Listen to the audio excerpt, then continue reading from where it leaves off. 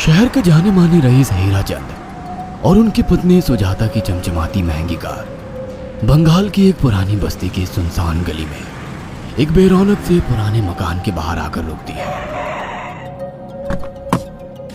सुजाता, ये तुम मुझे किस जगह लेकर आई हो?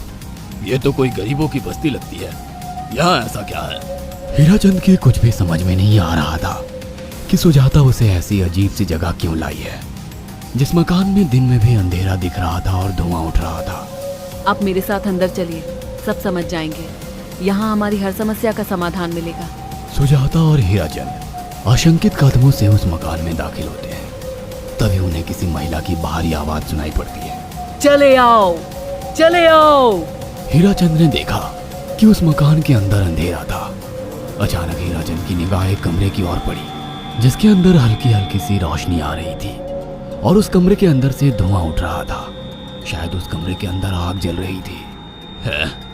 ये किसकी आवाज है?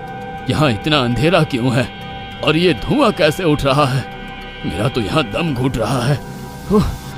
सुजाता और हीराचंद धीरे धीरे कदमों से उस कमरे के अंदर चले गए। अंदर वाले कमरे में बिखरे बाल वाली एक खूबसूरत सी बूढ़ी औरत सामने जल रही आग में एक मुर्गी की गर्दन काटकर उसका खून गिरा रही थी और मुर्गी का शरीर छटपटा रहा था। ये देखकर सुजाता को उबकाई आने लगी। हीराचंद ने सुजाता की ओर देखकर कहा, तुम ही मुझे यहाँ लेकर आई हो और खुद ही घबरा रही हो। कौन है ये भयानक सी शक्ल वाली औरत और हम यहाँ क्यों आए हैं? अचानक उस औरत ने एक झटके में मुर्गे की गर्दन धड़ से अलग कर दी। ये देखकर सुजाता के मुंह से चीख निकल गई और सेठ हीराचंद भी सहम गया। वो बहुत डरावना नजारा था। ये अघोरा ताई हैं। ये हमें अपनी काली तंत्र विद्या से संतान सुख प्रदान कर सकती हैं। इसलिए मैं आपको यहाँ लेकर आई हूँ। कैसी बात करती हो? जहाँ बड़े से बड़े डॉक्टर सफल नहीं हुए, वहाँ ये मामूली औरत क्या कर लेगी? हीराचंद की बात सुनकर अघोरी ताई ने गुस्से से हीराचंद की ओर देखकर कहा, नादान हीराचंद, काली विद्या में इतनी शक्ति है कि मरे को भी जिंदा कर दे।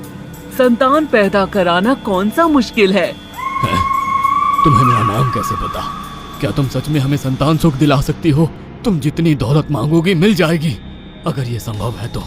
संतान का नाम सुनते ही हीराचंद की आंखों में चमक आ गई। वह संतान के लिए कुछ भी कर सकता था। तुम लोगों को मुझे एक नवजात शिशु लाकर देना होगा। मैं उस शिशु की बलि चढ़ा दूंगी और फिर वही शिशु तुम्हारे घर में फिर से जन्म लेगा। नवजात शिशु की बलि का नाम सुनते ही सुजाता और हरिचंद डर के मारे सिहर गए, पर उनकी आंखों में उनकी संतान का सपना ज्यादा बड़ा था। वो सब करने को तैयार थे। अघोरा ताई, आप जैसा कहेंगे हम वैसा करेंगे। बस हमें संतान सुख दिला दो। बिना वारिस के हमारी दौलत किस काम की?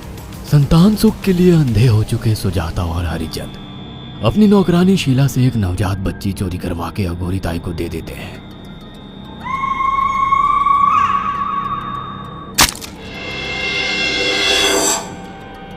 उस शिशु की बलि से सुजाता गर्भवती हो जाती है। देखा आपने अघोरा की तंत्र शक्ति? मुझे उस पर पूरा भरोसा था। चलो चलकर उन्हें धन्यवाद कहते हैं। हीराचंद और सुजाता अघोरा ताई के पास पहुंचते हैं।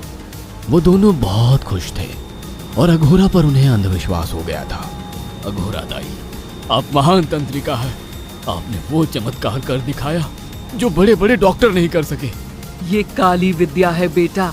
अगर तुम दोनों चाहो तो मैं इस विद्या से तुम दोनों को हमेशा के लिए जवान बना सकती हूँ। क्या सच में ऐसा संभव है? हाँ बिल्कुल, पर इसके लिए तुम्हें जवान लड़के और लड़कियों की बलि चढ़ानी होगी। तुम उन्हें यहाँ तक लाओ, बाकी मैं देख लूंगी। जवान रहने की लालच में अंधे सुजाता और हरिचंद एक अनाथ आश्रमों से हर रोज एक लड़की या लड़के को गोद लेने के बहाने अघोरी के पास बलि चढ़ाने ले जाने लगे।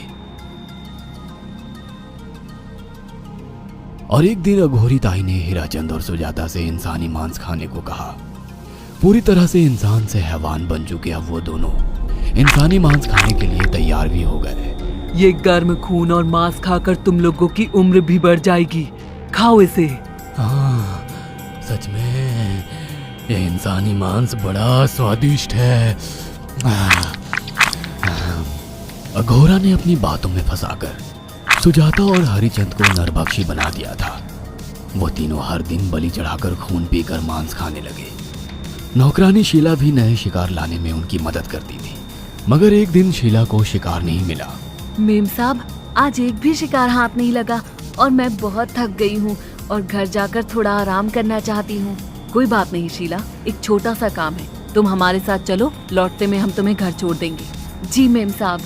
शीला नहीं जानती थी कि शिकार नहीं मिलने से सुजाता और हरिचंद अंदर से बौखला गए थे और उनके दिमाग में एक शैतानी चाल चल रही थी। सुजाता, ये बेहोशी की दवा है। शीला के कार में बैठते ही तुम उसे सुंघा देना। आज हमें इसी की बलि देनी होगी। इसने हमारे यहाँ का बहुत खाना खाया, अब हम लोग इसे खाएंगे। वैसे भी ये आगे चल के हमारे लिए खतरा बन सकती थी। कार में बैठते ही सुजाता शीला को बेहोश कर देती है और वो लोग सीधे अघोरी ताई के यहाँ पहुंच जाते हैं, जहाँ अघोरी ताई शीला की बलि चढ़ा देती है और तीनों मिलकर उसे नोच कर खाते हैं।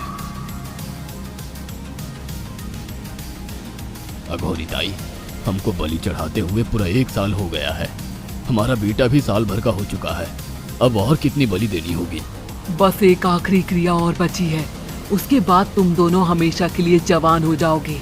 कैसी क्रिया अघोरा ताई? 3 दिन बाद सूर्य ग्रहण है, हमें पास के घने जंगल में एक विशेष क्रिया करनी होगी। उसके बाद तुम लोग कभी बूढ़े नहीं होगे।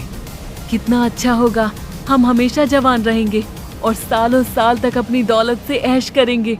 हाँ, सच कहा। अघोरा ताई ने हमारे हर सपने पूरे कर दिए। 3 दिन बाद बंगाल के बियाबान जंगल में कोहरे और ओस से भीगे पेड़ों के बीच एक घने बरगद की बेलों पर कटे इंसानी सिर लटक रहे थे, जिसमें से खून टपक रहा था। काले जादू का सामान भी रखा था। कितनी भयानक जगह है ये, हर तरफ कटे हुए सर लटक रहे हैं।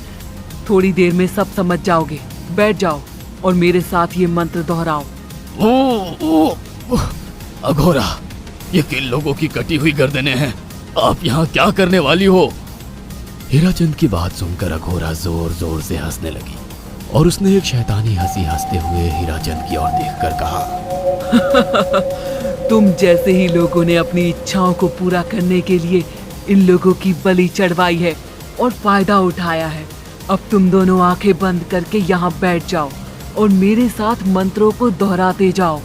अघोरा ने सुजाता और हरिचंद को वशीकरण मंत्र और काले जादू के इस्तेमाल से सम्मोहित कर दिया और देखते ही देखते वो एक भयानक डायन में बदल गई और चीखती हुई बोली, अब मैं तुम दोनों की बलि चढ़ाकर अमर हो जाऊंगी, क्योंकि तुम लोगों ने 100 लोगों की बलि का खून पिया है। देखते ही देखते उस डायन ने फरसे से एक एक करके सुजाता और हरिचंद की गर्दन काटकर जल रही आग में बलि चढ़ा दी और उनका गर्म खून पीने लगी। जब तक तुम जैसे मूर्ख और लालची लोग अपने फायदे के लिए दूसरों को मेरे पास लाते रहेंगे, मैं उनका फायदा उठाकर ऐसे ही उनकी बलि चढ़ाती रहूंगी। दरअसल अघोरा एक डायन थी और अपना स्वार्थ पूरा करने के लिए उसने हीराचंद और सुजाता की लालच का फायदा उठाकर उनकी भी बलि चढ़ा दी। बुरे काम का बुरा ही नतीजा मिलता है।